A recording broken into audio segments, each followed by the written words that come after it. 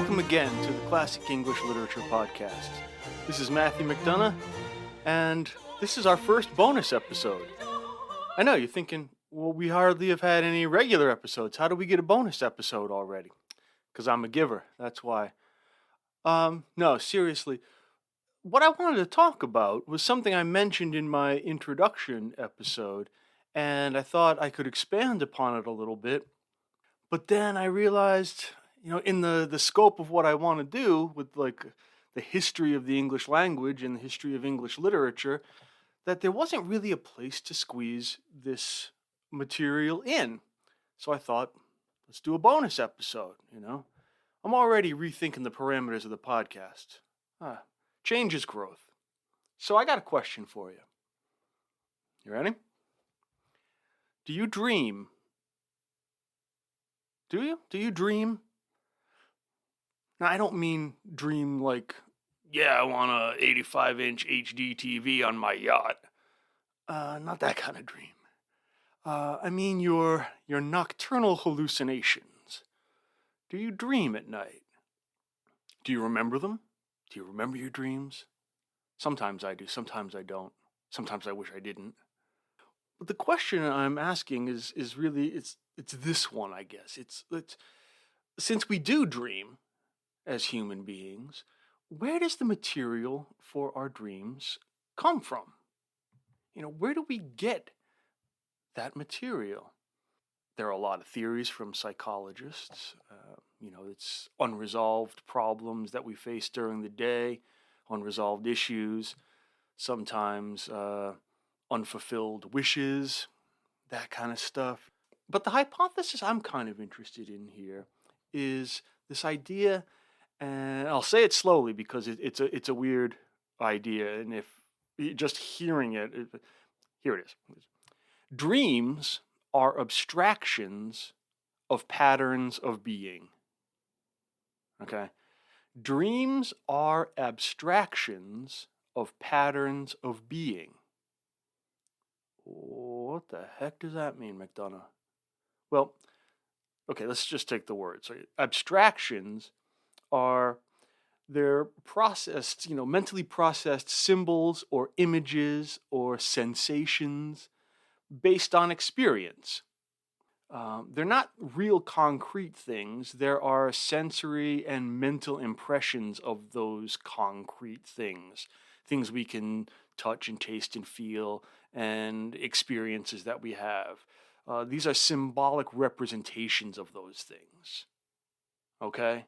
That's what an abstraction is. It's a processed symbol, image, sensation based on experience, but it's not the real experience or the concrete thing itself. Okay, so dreams are abstractions. They're symbolic and signifying.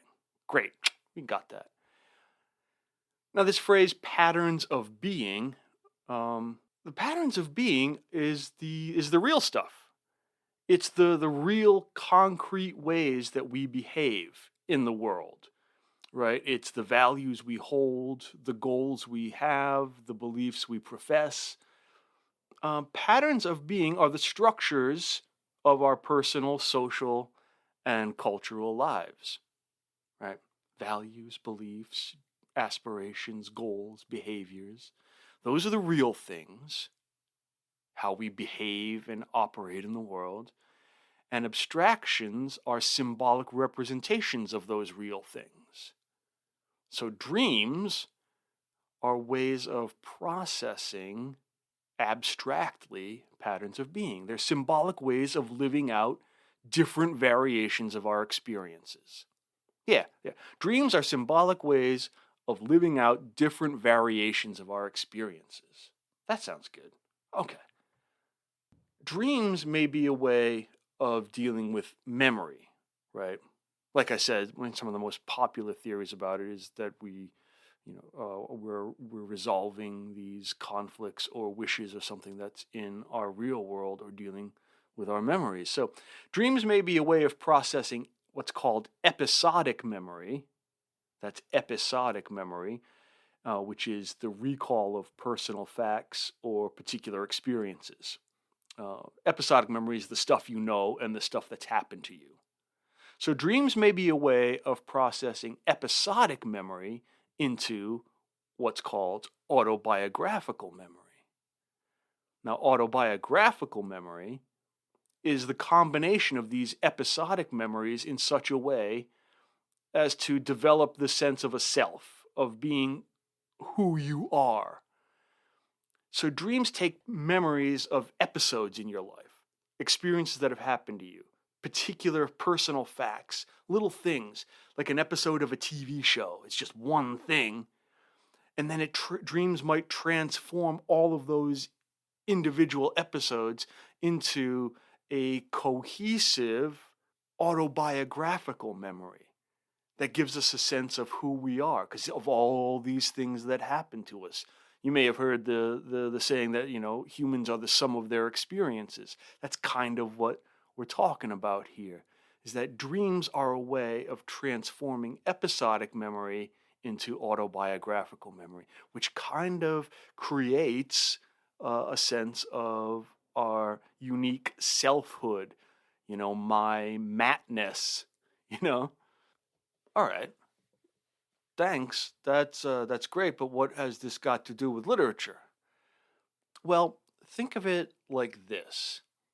Think of literature, English literature, American literature, Chinese literature, Think of literature, stories, as the dreams of an entire culture. Literature is the dream of an entire culture. I like that idea. It's a collective effort to compile episodic experiences into one sense of a cultural unity, one sense of a cultural self, who we are as Americans or as Britons or as French or Africans or Southeast Asians, gives us a sense of culture, a sense of who we are. So we study literature because those stories are abstractions from cultural patterns of being that you will live out in real life. Like you will live out the cultural patterns of being in a culture's stories. Literature, poems are ways of organizing individual experiences into collective experiences. And that confers a sense of meaning to our lives. We know what it means to be an American because of the stories we tell about Americanness. They can be the stories of our great leaders, George Washington and how he couldn't lie about the cherry tree, or Abraham Lincoln about how he couldn't let that widow get shortchanged a few pence, and so he walked miles to return it to her. So these stories are how we study such meaning. So if you want, you can think of literature, literary study, as like a lab of life. You know how when you were in school, you had a biology lab or a chem lab or a physics lab, and you could actually take little samples of whatever was being studied, dissecting the frog or testing mass or whatever. You could take a piece of the real world and isolate it, kind of figure out how it works, and then see how it integrated back into that real world. And I think literature can do that in an abstract, dreamlike, if you will, sort of way. And think about it. When you read a novel or watch a play or watch a movie or TV show, any kind of story, you have access to fictional characters. You have access to their inner thoughts, their aspirations, their desires, and their fears in a way that is impossible in real life. Now, if you think about it, we know more about the inner life of Shakespeare's Hamlet than you do about your best friend. No matter how close you are to your best friend, there are still areas of her mind and her experience that you don't have access to. But in a play like Hamlet, or in a novel like To the Lighthouse by Virginia Woolf, you are inside someone's head. You have access to their experiences. You are, in some ways, omniscient about that person. And the sense you make of that access is analogous to the sense you can make of your own life. Does that make sense? Literature is a way of taking individual experiences, rendering them into stories that become collective experiences. And in those collective experiences, you can inhabit the mind and behaviors of someone other than you. And then you can take what you've learned from that and you can create an analogy to your own life and how you could behave, how you could dream, how you could value. You are, if you think about it, in some ways, the protagonist of your own life story. You're the main character in your own life story, and everyone else in the world is a side character, you know? Have you ever pulled up to a stoplight and you look in the car next to you, and for that weird fleeting moment, you realize that the person in the car next to you has exactly as rich and as complex and as joyful and as anxiety-filled a life as you've got. I think it's called Sonder, S-O-N-D-E-R. I think that's what they call it. That experience where you realize that you are not the only full consciousness in the world. You look next to you at the stoplight, and that guy with his Dunkin' Donuts in his hand is he's got exactly as deep a history and as wide a scope of experience and as intimate personal relationships as you've got, and you're just a side character in his story. You know? Yeah, that's why my kids tell me. I think that's why my kids tell me at school that it's weird when they see me in the grocery store or something, because I'm just a character in their lives, and I'm the character who lives in my classroom.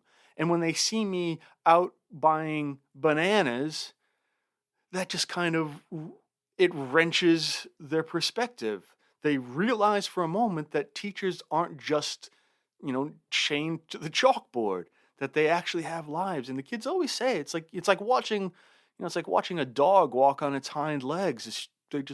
That's weird, seeing a teacher buying bananas. Anyway, I just wanted to offer that because I said in my introductory episode that that language is a way by which we create the reality we live in. And this is kind of what I meant by that.